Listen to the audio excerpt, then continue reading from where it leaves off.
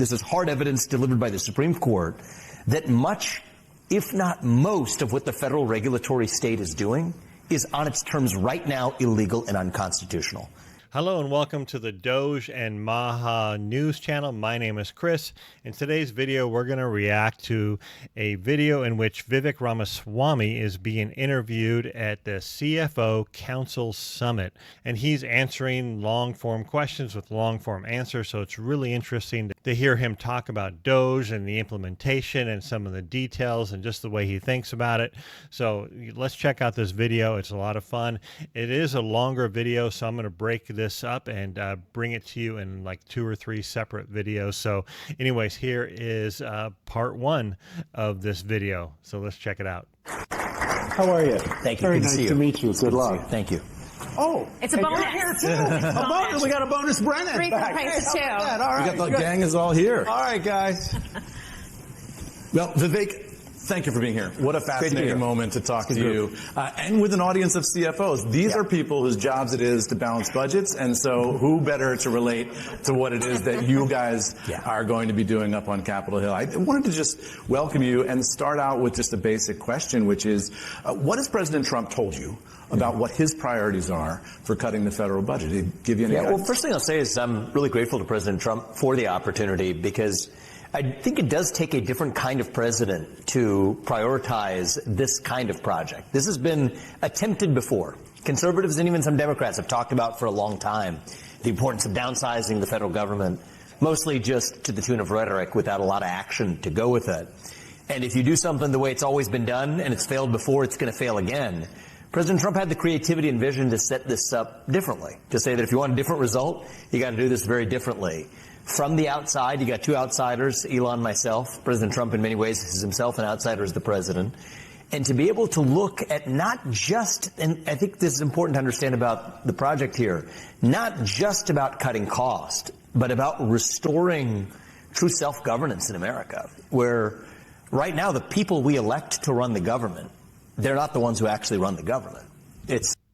That is so true. It is sad, but true. The people that are running the government are not the elected lawmakers. It's the bureaucrats, the people that are running all these different agencies. They're the ones that are making decisions. They're the ones that are running the actual government.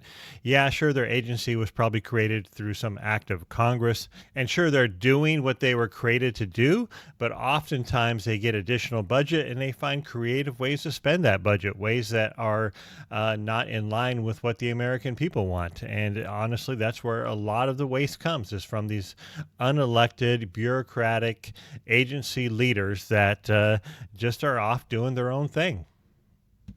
Unelected and even in many cases unappointed federal bureaucrats that make most decisions that impact everyday Americans, both through the regulatory state and even through expenditures that go out the door from people who were not elected and not even appointed by those who were elected. So they're not elected, they're not appointed, they're not even accountable. They can kind of spend the money the way they want, and if some other agency comes in and does an audit of their spending and finds that they've wasted a bunch of money, nothing ever happens.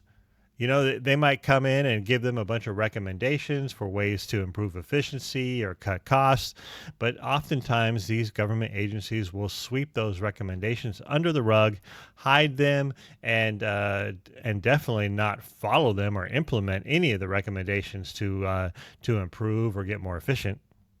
It's a massive problem we're taking on, but I do think that it is something that we're taking on in a very different way, and I hope to have, therefore, a different result. Is there any one thing that President Trump has told you?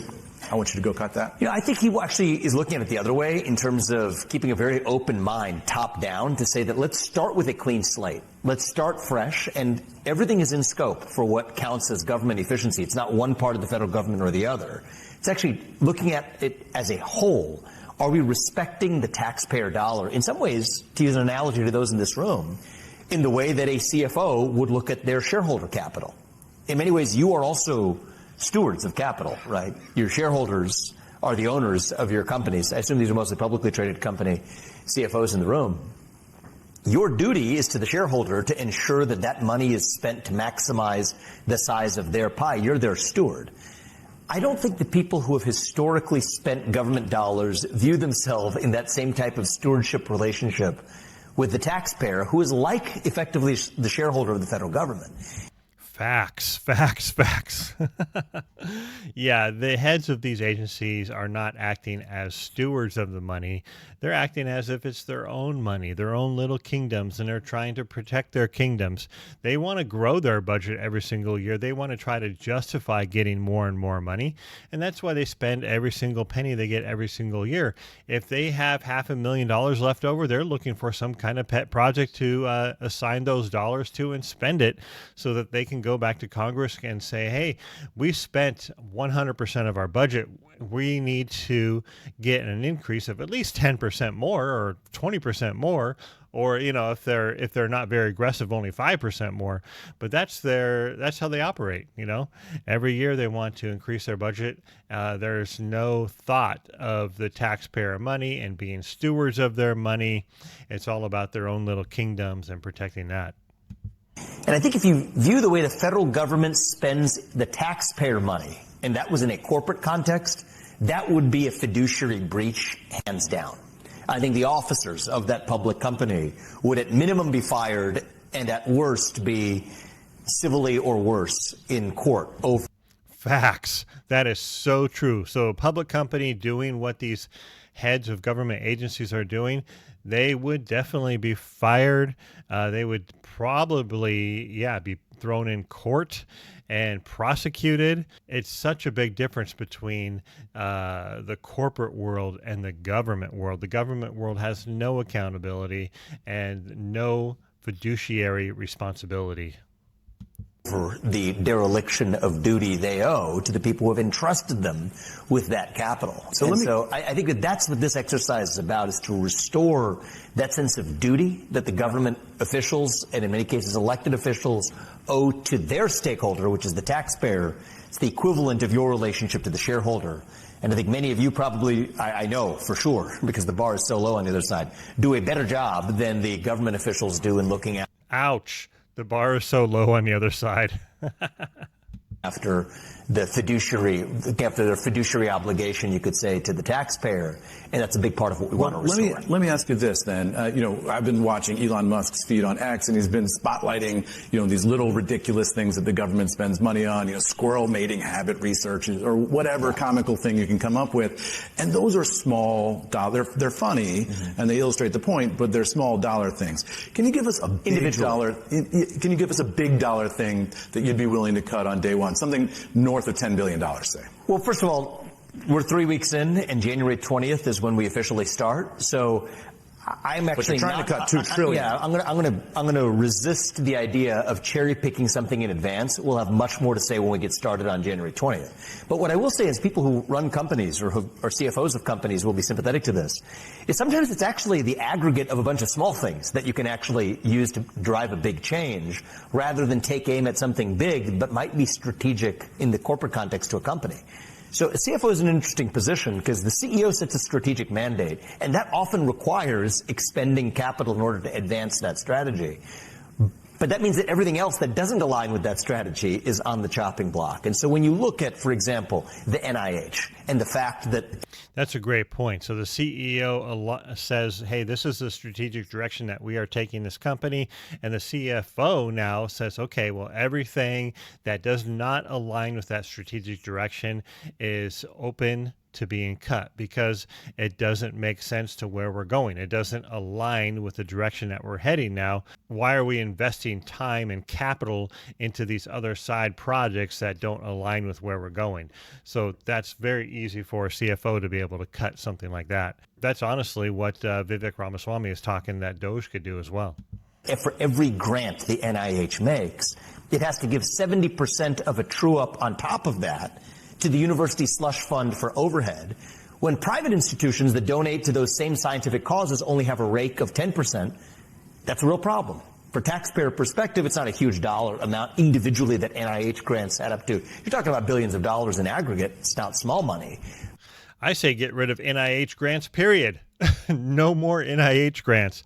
The nonsense that they spend their money on, oh man, it just makes me crazy. And honestly, most of the time that these studies that they're giving money to, these are just going to some buddy of theirs, and it's just a way for them to launder the taxpayer money. So in my opinion, get rid of all the NIH grants. But in terms of moving the federal budget, is that one cost going to do it? No. Talk about foreign aid to China, which I posted about yesterday, right? We're giving foreign aid to China, but we're actually using Chinese borrowed money to do it. So we pay back the borrowed. What are we doing? Why does China need foreign aid? It's not like they're a third world country anymore. Man, they are a first world country. They are an economic superpower. They are competing with us around the world. We should not be giving foreign aid to China. I mean, we shouldn't be giving foreign aid to really anyone unless they're definitely like a third world country. But, especially China, come on. Who voted for this? Money with interest, but then part of that, even if it's a small amount, goes back to actually aid to that very country.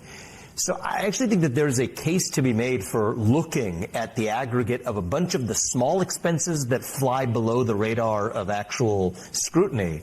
And in many cases, that adds up to something that could make a dent, even in the comparison to big expenses. So I wouldn't understate the importance of that. Yeah, and it's crazy, too, just because China is also our number one adversary from a national security perspective, even as we're having this conversation. So you've talked about it. You had this Wall Street Journal op-ed a couple weeks ago. It's not just cost-cutting. It is restructuring, to your point. It's regulatory rescissions, administrative reductions, and cost savings is what you said in that op-ed. Right. So it raises the question, how much of this is going to be fundamental changes to, for example, the way the government is contracting and interacting with private sector as well, and looking to glean services and looking to run itself? Yeah, look, that's certainly in scope, but I come back to the broad principle. The people we elect to run the government aren't the ones who run the government, and we fought a revolution in 1776 expressly to ensure that we had that chain of accountability. That's created this leviathan of an administrative state, the millions of civil servants who were never elected or even politically appointed to their positions. And part of the problem was you have millions of people who shouldn't have a job that are in that position. They find things to do. So Yes, they do. They find things to do. I'm not sure how to, spend my time because I don't have a strategic direction that's given to me by my agency leader. So I'm just going to kind of go off and do this little side project. I've got, $10,000, $20,000 budget. I'm going to go ahead and do this. I don't need any permission. I'm going to just waste some taxpayer money on that. And that's happening throughout every level of these organizations. It's not that their headcount costs are actually the major issue. It's the fact that they take on responsibilities that go beyond the scope of what the federal government should have been doing.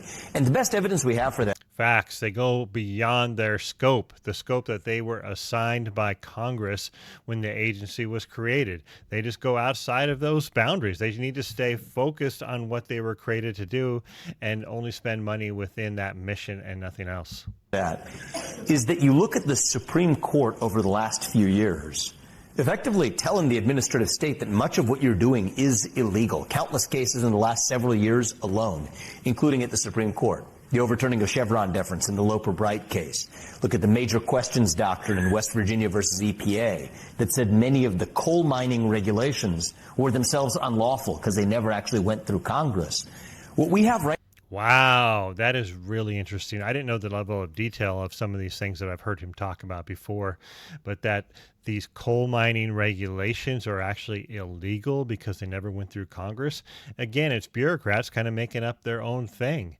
Well, we're not sure what else to do here. Let's enact some coal mining regulations, even though Congress has never initiated any kind of laws around that. But once again, it is the unelected bureaucrats that are making laws that are impacting American people. Right now is hard evidence. This is not a political opinion. This is hard evidence delivered by the Supreme Court that much, if not most, of what the federal regulatory state is doing is on its terms right now illegal and unconstitutional. That needs to be fixed. Wow. Once you fix that, that's actually the root cause for a lot of the spending overruns and the carelessness with which the government's contracting with private parties who are charging the federal government far more than they would charge either another government or another private counterparty. Looking at the overruns of just raw waste, fraud, and abuse, the unauthorized dollars that are being spent, over $500 billion a year of unauthorized expenses are still going out the door. You look at the way in which that money is being spent through Medicaid. Yeah, there is billions of dollars. I reported on this in a separate video probably about a month ago when they were talking about how many billions of dollars, I think it was maybe $500 million, were going out to people that were on a do not pay list. A do not pay list. It says do not pay these people, and yet they were still getting checks. Crazy. Why is that happening? Care, Medicaid, Social Security. People love to have lazy armchair discussions about, oh, are you going to make cuts to entitlements or not? When in fact, the dirty little secret is that many of those entitlement dollars aren't even going to people who they were supposed to be going to in the first place. They're hundreds of billions of dollars of savings to extract just from basic program integrity measures to make. Yes, basic program integrity measures, and keep the people accountable that are not following these integrity measures. For example, that do not pay list. Who owns that, right? There should be someone that says no payments go to these people. No matter what, they are on a do not pay list, and that person should be held accountable. And if anyone sends a check to someone on the do not pay list, they are held accountable. That's what should happen. Sure that the person who's actually getting the money was indeed the person for whom it was intended or was supposed to be legally getting the money in the first place. And so my view is a lot of the political philosophical musing about whether or not we should be cutting entitlements or not, or whether or not the president can impound funds, it's a deflection from the fact that there's a lot lower hanging fruit in terms of waste, fraud, abuse, error, program integrity failures that you got to go after first before we ever need to get to those harder political questions. And I hope that's a big part of what we're able to accomplish. And I mean, you're talking and I'm thinking, what is it? First rule of the bureaucracy, protect the bureaucracy. Sure. Wow. Well, tell me what you guys think about this video so far. I think Vivek Ramaswamy is so well spoken, so articulate. I mean, I love the way his mind thinks and the way he is not being pushed around by these interviewers to give like specific answers or something like that. But I like the way he thinks about the taxpayer dollars and how we are shareholders in the government, and how that these agency leaders hold a responsibility for stewarding our money. I really love the way he talks about that. It makes a lot of sense to me. Tell me, what do you think? Are you more or less excited about the impact Doge can make after you hear Vivek talk? I know I'm really excited, and that's why I'm following all of these stories. So if you want to watch more stories about Doge, I do have a Doge playlist. You can always check out this Doge playlist right here. Also, if you want to subscribe, I bring you videos pretty much every single day about Doge and making America healthy again. So go ahead and click on this button to subscribe. And I just want to say thanks a lot for watching, and I'll catch you on the next video.